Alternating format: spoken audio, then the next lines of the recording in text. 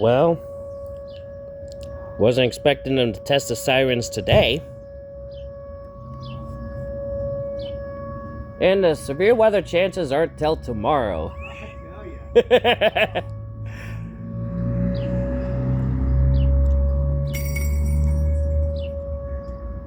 This won't be uploaded till I get home. Unless circumstances allow sooner. But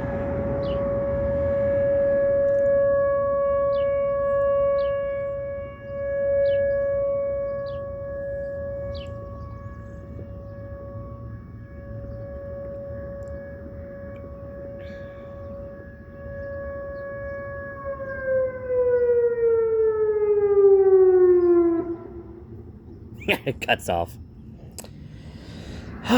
That's all.